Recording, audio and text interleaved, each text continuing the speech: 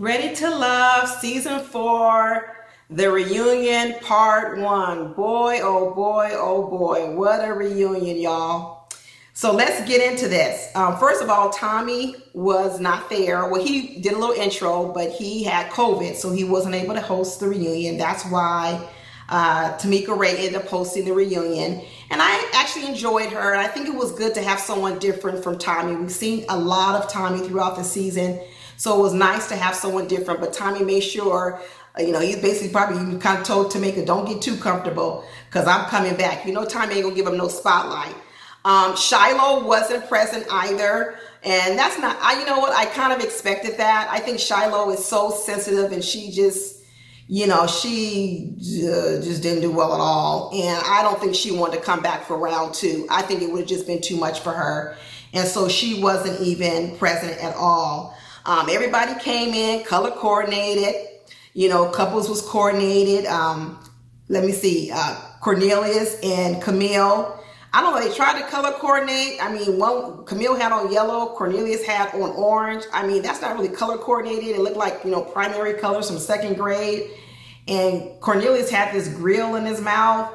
And I was like, he's damn near 40 years old. Why is he walking around wearing a grill like he is a rap star? He gets more confusing to me every single day. But it's not for me to understand. I did a whole video on Cornelius. Check it out. But he's not for me to understand. I guess it's for Camille to understand. And you know what? She's just almost as kooky as he is. So, hey, there it is. Mumeen and Frank were color coordinated, which is crazy because they're not even together anymore. They both had on the same color. So how do you do that? Let's wear the same color together at the reunion and then say we're not together? Crazy, but we'll get to him. But anyway, they started off talking to Sean. Remember Sean? Probably don't because he was on there 1 episode or 2. He went home real fast. So they said, let's get to the top, get to you right off the top and get you out the way as fast as you was out the way through the whole season. And basically, Sean, they talked about Sean. He was just, he was too real. He was telling the truth. He was like, listen, I want to be a father. And some of these women on this show don't even want to be a mother. So, he was saying that he didn't really have any connections. They were like, how did you feel when you got voted off? He was like, hallelujah, praise the Lord. Because he was like, why? He didn't want to play the game. He was like, if I came here, I wanted to find someone. If I wasn't going to find someone, then hey, let me go home. And he basically said that. He said that he didn't want to just play a game and feel pressure to find someone. And he was more than comfortable going home. They did talk about that little scene where he was meeting Sabrina's family, and Sabrina's family really went in on him. And Sabrina explained that her family really didn't have all the information, and so her family was thinking that supposedly they were a really strong connection. And so they were grilling him, Sean, in a way that I thought was inappropriate at the time too. I was like, well, why are they grilling him this hard? But now we understand it. But what I liked about Sabrina was she went back and she apologized now. And even Sean said that she apologized that same day when they went outside. She basically gave him a hug and said sorry. And then, so they talked about that a little bit. And Sean was like, yeah, I accepted her apology. And Sabrina was like, yeah, it shouldn't have happened, or it was sad that it happened. But, he was just being realistic. And so, they next started going about the Sydney, but I'm thinking, I looked at Sydney and it was like, she looked like she had a sunburn. She looked like she'd been laying out in the sun. Her little, caramel skin was all red and everything. I don't know if she's been out in the sun doing whatever, but her skin certainly looks sunburned. So then they went to the scene. They started talking about Sydney and Phil, and they start showing all through the season how the journey between Sydney and Phil, progressed. And they played that scene when, Sydney goes, you need me to wet your whistle. He goes, no, she says, you need to wet your whistle. Let me tell you something. Every single girl need to get that line. Does your whistle need to be wet? And that's when they had that sort of passionate kiss. Even Tamika Ray was like, oh, I'm going to steal that line. You bet you are, Tamika Ray. Every single girl needs to steal that line. That's a good line. Like I said, Sydney got some pointers for single women out here. She really does. But anyway, they also asked Phil, what was your first impression of Sydney? And one thing that if you listen to Phil, one thing he said was that, of course, when he saw Sydney walk in, he thought that she was beautiful.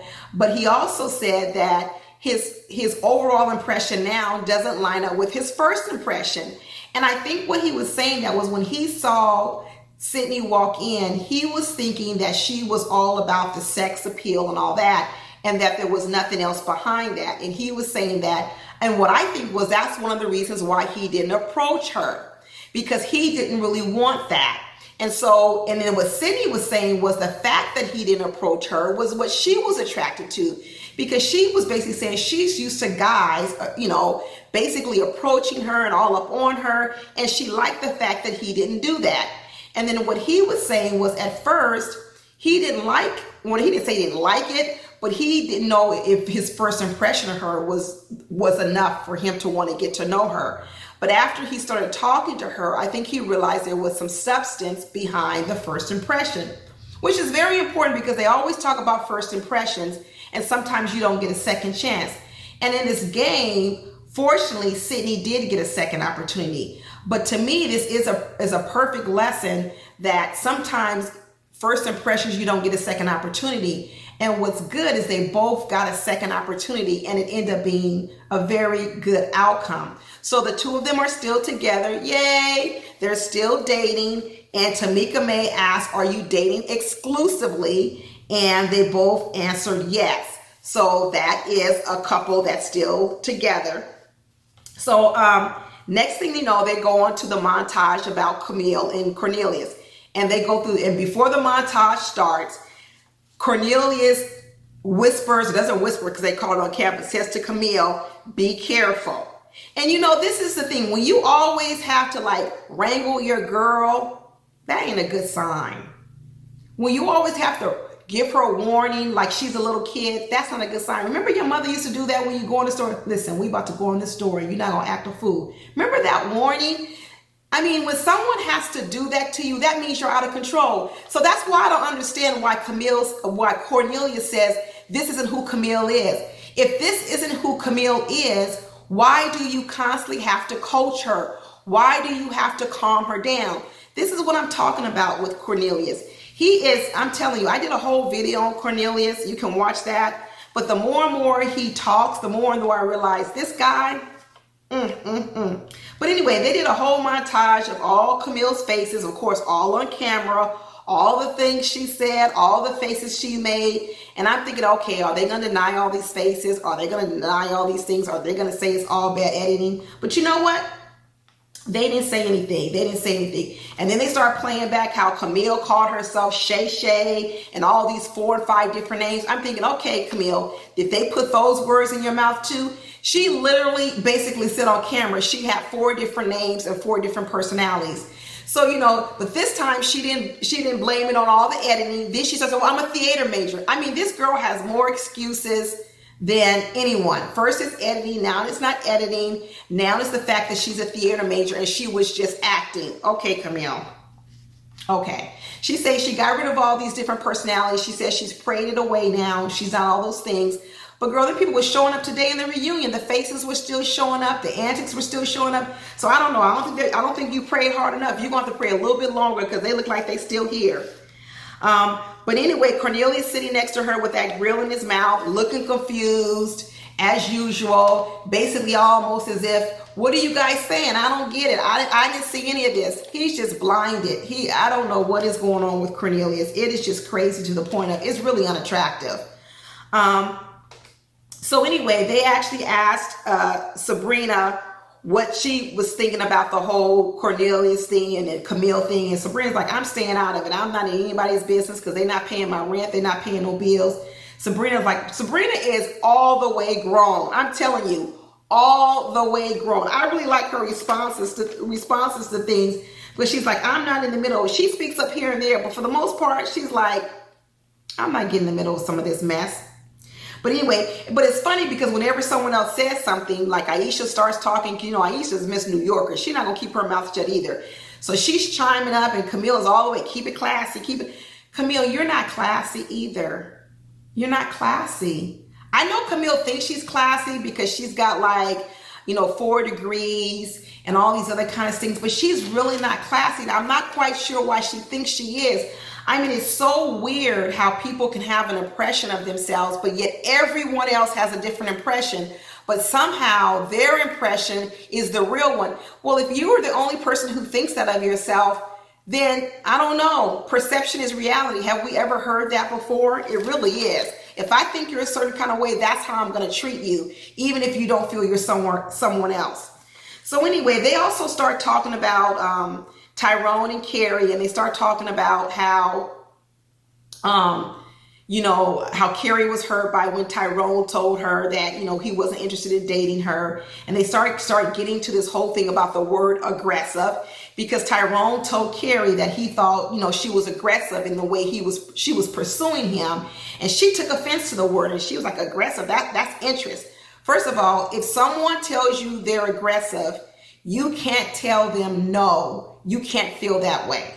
If a woman told a man, you're being aggressive towards me, do you think that man could tell that woman, you can't tell me I'm aggressive? That's not what I am. No, because what matters is the way the other person feels. If a person feels uncomfortable, in danger, whatever it may be, then that's what matters. I don't know, it's so weird that when women feel a certain kind of way, their feelings are the most important. But then when a man feels a certain kind of way, his feelings aren't the most important. The women's are the most important.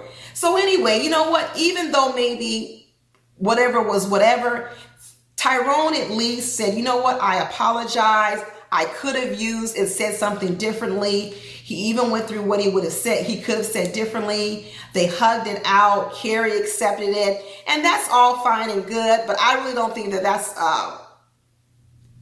real. But hey, you know what? It worked for the show. It worked for Carrie, and I'm all for it. They also went on, even Tamika Ray said, hey, when you use the word aggressive, that's a trigger for Black women.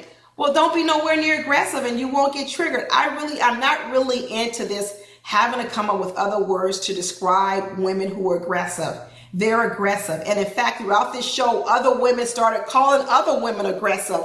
And it seemed like it was okay. So it was only bad when the man called her aggressive. I don't know. Sometimes people have really double standards, and we really need to look at that.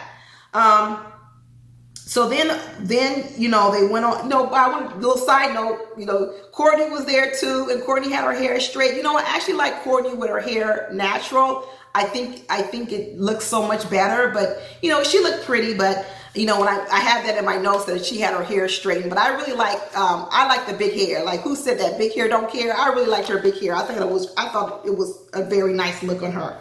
But another side note I wrote on my piece of paper was that during this whole time when all this stuff is going on with Camille and Zadia, which I'm going to talk about a little bit more, Mumeen is shaking her head. I do not think Mumeen is really of the same mindset of Camille and Zadia. I really think Camille needs to break away from those two. I really do not think it's her soul. I really do not think it's her spirit. And I think that she needs to break away from that. So they start getting into this sort of colorist thing, and they start getting into the so-called brown girl squad and how it was like not a good thing to use. And I really expected Camille and Zadia to come in with sort of a little different take on it, maybe to say, yeah, maybe we should have done it, but of course not. They just doubled down on it. They didn't take accountability or responsibility for anything.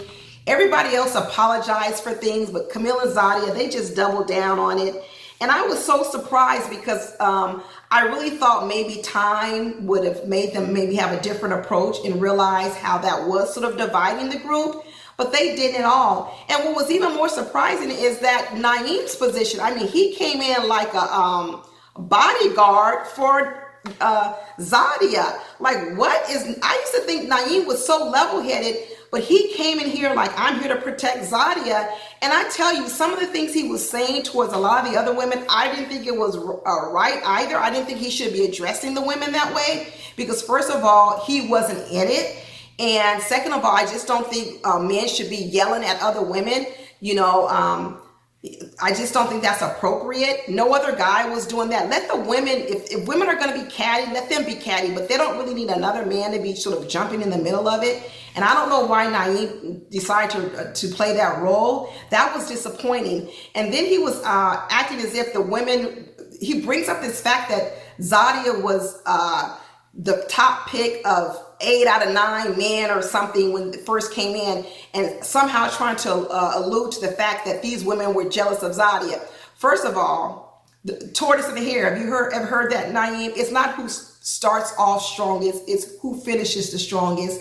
And Zadia obviously caught the attention of a lot of men on physicality. Her body is nice, she physically looks well, but the minute they started learning anything about Zadia, she quickly fell out of a lot of people's top tier, because that's why she got eliminated. So that way, by the time she was about to get eliminated, she only really had 2 connections left, and that was Naim and Dante, and she lost Dante. So although she did, a lot of people liked Zadia in the beginning, that was on physicality alone. Once they started talking to Zadia, a lot of men picked up on her aggressive vibes, and they really were not picking her for the top pick anymore. And I don't even know why Naim was bringing this up, but I don't know if they're together or not. Like I said, they was color coordinating and everything, so maybe they're still together.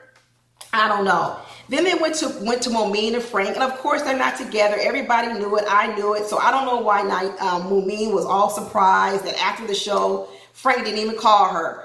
I mean, and then Frank is sitting on here, blah, blah, blah, blah, blah, blah, blah, blah, blah. And he's making up all these excuses about I need to regroup. And we're like, regroup? What are you talking about? He needs to regroup from the rejection of Sydney, because he was rejected, and I think that's what he needs to regroup on.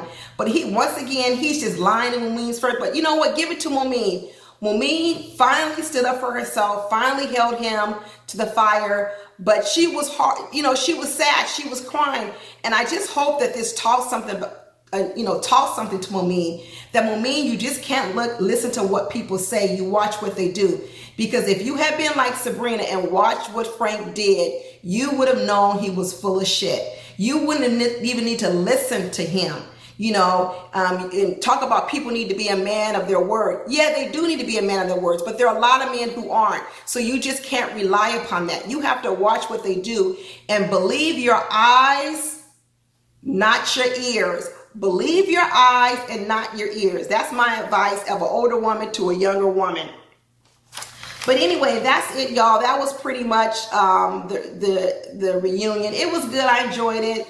So I'll see you guys on part 2 of the reunion. I might do another video here and there, but that's it. Okay, talk to you later. Bye.